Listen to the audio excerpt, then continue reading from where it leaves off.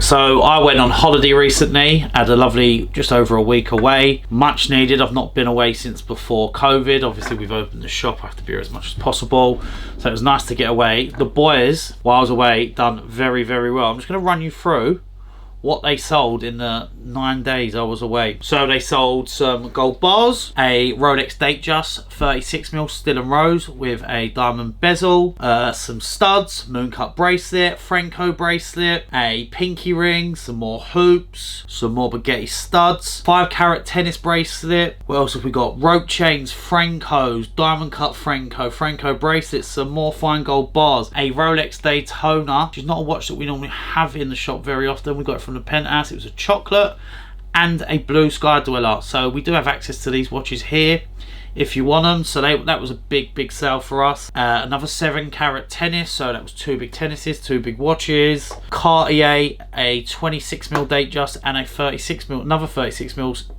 still and yellow Datejust, some diamond rings. Absolutely smashed it. Probably one of the best weeks we've had for a while, and I wasn't here, so maybe I'll have some more time off. No, the boys done very well. Eddie and Luca sold a lot, got loads of good messages saying thanks for the quick service, so well done boys. They absolutely smashed it. I can't wait to go on holiday again next time, and hope they do it again. Up the Penthouse, chaps come up, can't put them on camera because the missus don't know, come up to buy diamonds, so we're just going to sort out amount and stuff afterwards.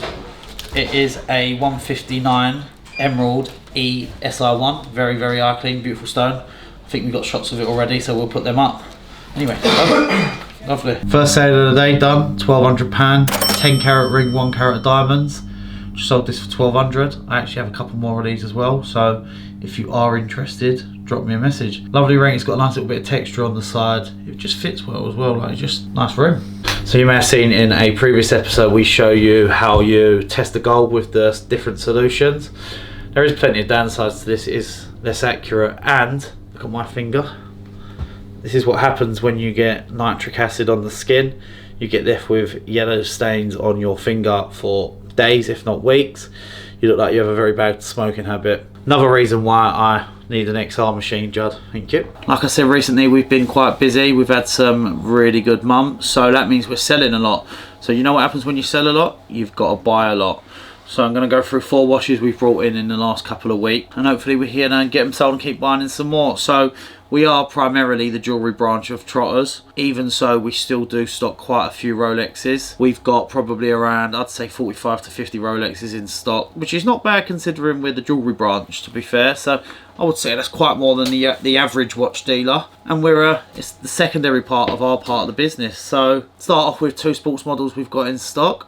I have 2 of each of these in stock. This is a 16610. We've got 1995, and this is the 1998 we've bought in. And then we've got a Yachtmaster 40 platinum dial, platinum bezel. We've got these in a 2008 and a 2010. These are both available. Do you know the good thing for you as customers is, if I've got 2 of something in stock, I really want to sell 1 of them.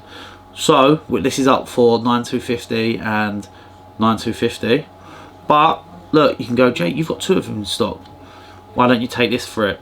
Make me an offer, we'll see how it works. But when I've got 2 of something in stock, I always want to get rid of 1 of them, because there's no point having loads and loads of something in stock. So got these still sports models under 10 grand. And we bought these in last week, and they have just come back from a service. We have a Datejust 36 with a blue dial. This has got no papers, but just had a full service and parts as well. So lovely watch. This will be up for 5,850. Then very cheap watch. This is a Rolex Date, not Datejust, just a Date. Still in gold, factory champagne dial, oyster bracelet. This one's going to be going cheap at 4.5 grand. So if you're interested in any of the 4 watches, drop me a message, drop the team a message. I'm sure we can sort you out. But still in gold Rolex, under 5 grand. So all 4 of these watches were bought in at North London. It wasn't Penthouse watches that they sent up to us, because they do. They're very kind sometimes. More often when Judd's about. If it's Alex and Callum, we've got fucking Bob Hope, no hope. We're getting a watch. But these 4 were all purchased here, so we do purchase watches here, obviously. It's not our specialty. But some of this, like Datejust 36s, is bread and butter stuff. Been doing this for years. So we do buy them in here. It's the same procedure. You bring it in, we check the watch out, we'll open it up, we'll have a look, do the watch ready checks, etc. If we're not sure of a watch, then all you ever do is, when you're not sure of anything in this industry, is get someone else to double check it. So if we're not 100% sure there's something that screams a little bit of a red flag to us, we'll get it down to our watchmakers who are the professionals. So we do buy watches in here if you don't want to travel all the way into the congestion charge, all the way into ULEZ. Actually saying that we're in the ULEZ. You want to pop in and see us, we do buy watches here. Sometimes it can just save you the journey. We have free parking, the Penthouse don't have that. They have a balcony, we have free parking. Right, now I'm going to show you some diamonds. Cool, so today we're going to go through my favourite box in the shop. This is where I keep all the loose diamonds. So loose meaning not in a man. What am I going to show you first? I'm going to show you these 3 emerald cuts. These are not my stock, these are what I've got on appropriation. We had a ring in stock. Customer messaged for it. She said, oh, I really like that, I want to come in and see it Saturday. I was like, no, it's fine, no problem. We sold it in the meantime before she come in. No depot, we can't hold it, I'm afraid. So the ring got sold, so I messaged her and said, I'm really sorry, the ring's sold, but I still have the mount because we sold the diamond. So the diamond come out of a gold mount, the guy wanted platinum, so I've got 3 similar diamonds. So the one we sold was a 101 I VS2. We sold it for 4,000. This I've got now is a 101. This is a HVS2, so slightly better, which means the price will be up. This is an IVS2, so this will probably be the same money, around the £4 mark, and an IVS1. So these two are just the IVS1, VS2, so it's a tiny bit of difference in clarity. I'll be really honest, I'd probably, and I deal with diamonds a lot, you'd even struggle to tell the difference between a VS1 and a VS2 unless you're a gemologist and you're looking under the diamonds held in the exact same place perfectly and you're looking under really strong magnification. Me just going like that with a loupe, I'm not going to be able to tell the difference. So for these, I would say if the price difference is massive, not always going to be massive on clarity, colour normally creates the biggest jump in pricing. I would always just say go for the slightly cheaper one, but bearing in mind these are both 1 carat, doesn't mean they're going to look the exact same, because carat is a measurement of weight. So you can get an emerald that's that long that's a carat, and then you can get an emerald that's sort of that long that's a carat, but it's slightly more wider, or the depth, so the top of the diamond down to the bottom of the diamond could be more. So remember, don't get obsessed with carat weight, because it is a measurement of weight rather than size. So don't get me wrong, it does give a good indication, like a 1 carat round will be around 6.5 mil, etc. It does give you a good indication, but you can obviously get some are short and fat, like Eddie. Good, no, not put that in. So some are short and fat, some are tall and skinny like me.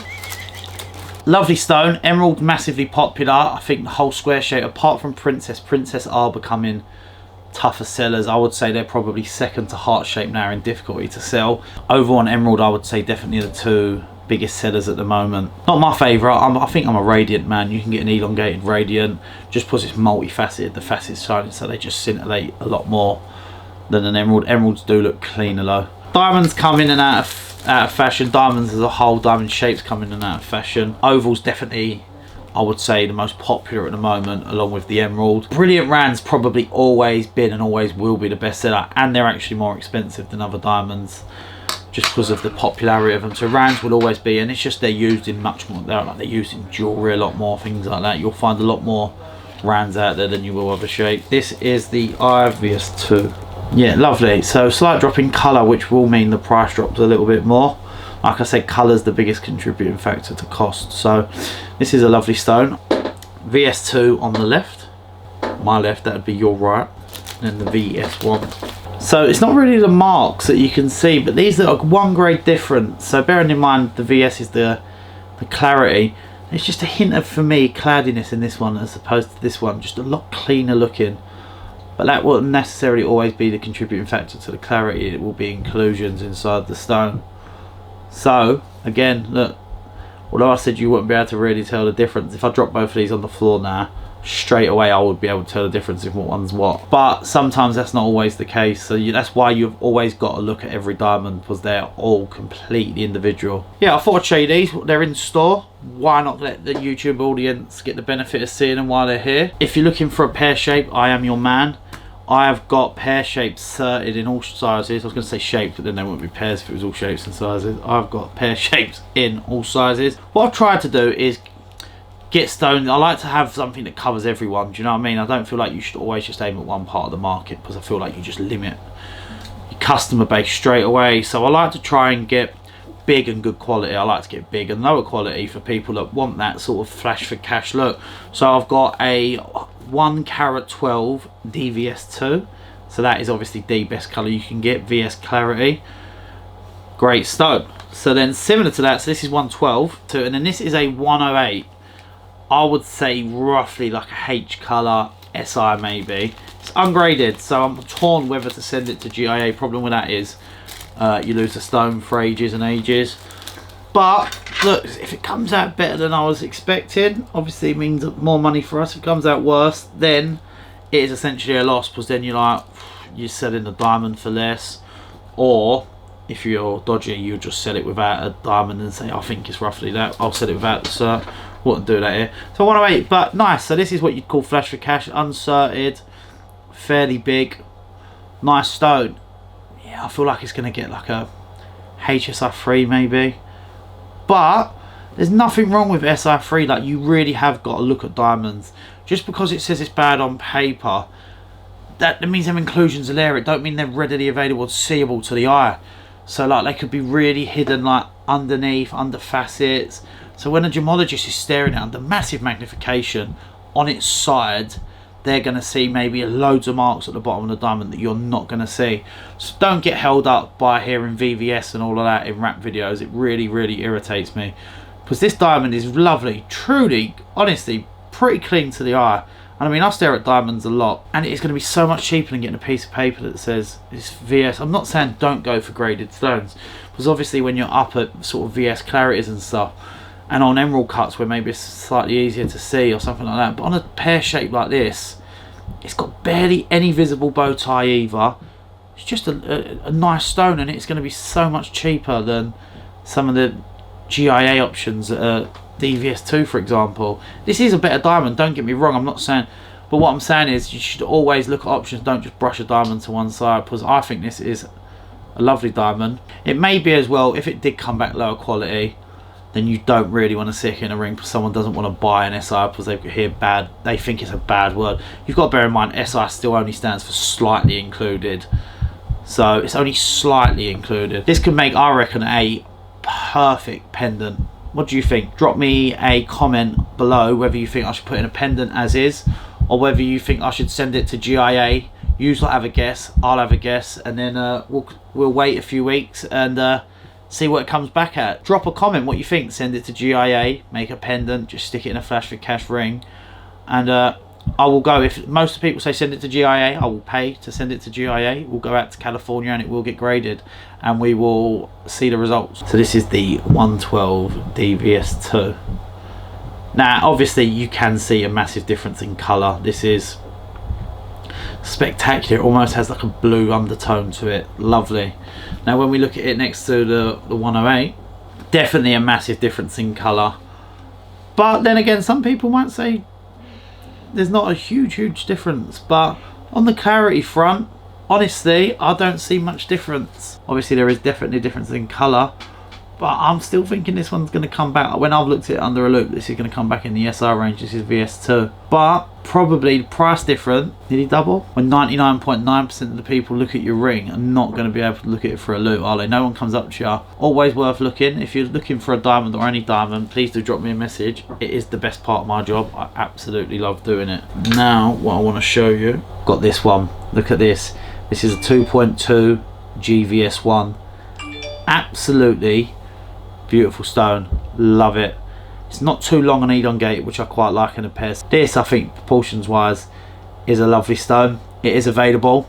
I've got like a tiny little pet project for this stone because it is quite big and nice. I've seen a ring on the gram. I absolutely loved it. It had like a 20 carat monster in it. I'm looking to recreate the mount that I see. It's very plain but different. Biggest diamond, no, it's not the biggest diamond we've got in the shop at the moment, but it is a big diamond, 2.2 carats. It is available for 25,000. Any mount you like. Hopefully you love the mount that I make, whoever does buy it. If not, we move on. We'll get another mount for it. But yeah, beautiful stone, scintillating.